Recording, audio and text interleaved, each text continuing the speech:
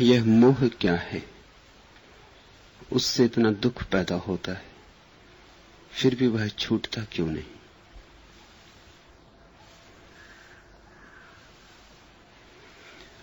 मनुष्य शून्य होने की बजाय दुख से भरा होना ज्यादा पसंद करता है, भरा होना ज्यादा पसंद करता है, खाली होने से भयभीत है, चाहे फिर दुख से ही क्यों न भरा हो।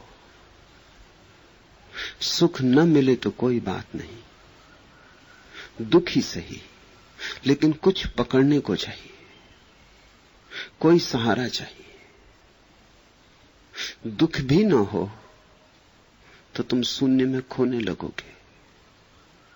सुख का किनारा तो दूर मालूम पड़ता है, दुख का किनारा पास, वहीं तुम खड़े हो, जो पास है उसी को पकड़ लेते हो कि कहीं खो न जाओ, कहीं इस अपार में लीन न हो जाओ।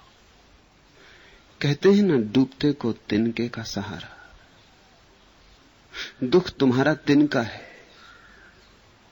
बचाने योग्य कुछ भी नहीं है। दुख ही पा रहे हो, लेकिन कुछ तो पा रहे हो ना, कुछ से कुछ सदा बेहतर।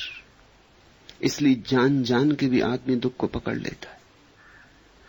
तुम जरा उस दिन की बात सोचो जब तुम्हारे भीतर कोई दुख ना बचे, कोई चिंता ना हो। तुम घबरा जाओगे, तुम सह न पाओगे, तुम उद्विग्न हो उठोगे, तुम बेचैन हो जाओगे, तुम कोई न कोई दुख रच लोगे, तुम जल्दी ही कोई दुख पैदा कर लोगे। अगर वास्तविक न होगा तो काल्पनिक पैदा कर लोगे। बिना दुख के तुम न रह सकोगे। इसलिए भी कि बिना दुख के तुम होते ही नहीं, मैं ही दुख पर जीता है। जहां दुख गया मैं गया। अहंकार दुख का भोजन करता है। दुखी अहंकार में खून बन के बहता है, हड्डी मांस मज्जा बनता है। जहां दुख नहीं वहां तुम नहीं। इसलिए भी तुम दुख को पकड़ते हो कि इसी के सहारे तो तुम हो।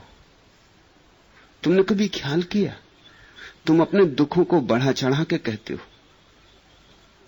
जितने होते हो उनसे बहुत बड़ा करके कहते हो। क्यों? दुख को बढ़ा के कहने में क्या सुख होता होगा? एक सुख होता है कि बड़े दुख के साथ अहंकार बड़ा होता है।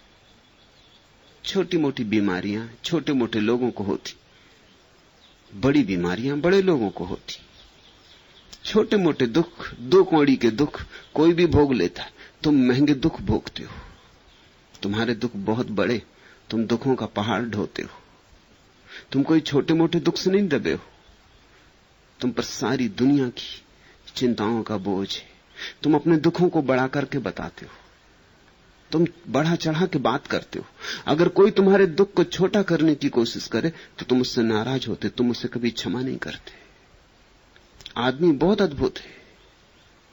तुम अपने दुख की कथा कह रहे हो और कोई उदास होकर सुने या उपेक्षा करे तो तुम्हें चोट लगती है कि मैं अपने दुख कह रहा हूं और तुम सुन नहीं रहे हो।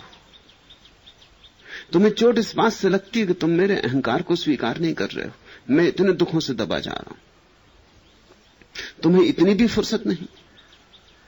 दुख के द्वारा तुम दूसरों का ध्यान आकर्षित करते हो और अक्सर ये तरकीब मन में बैठ जाती, गहरी बैठ जाती कि दुख से ध्यान आकर्षित होता है। बचपन से ही सीख लेते हैं, छोटे छोटे बच्चे सीख लेते हैं। जब वो चाहते हैं मां का ध्यान मिले, पिता का ध्यान मिले, लेट जाएंगे बिस्तर पे कि सिर में दर्द है। स्त्रियों ने तो सारी दुनिया में ये कला सीख रखी।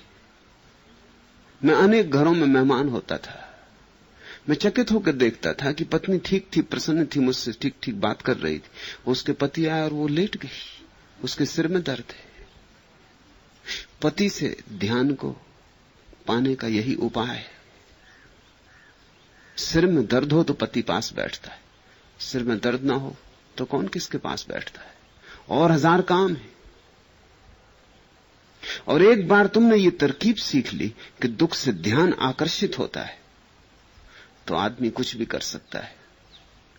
तुम्हारे ऋषि मुनि जो उपवास करके अपने को दुख दे रहे हैं, इसी तर्क का उपयोग कर रहे हैं जो स्त्रियां हर घर में कर रही हैं, बच्चे हर घर में कर रहे हैं।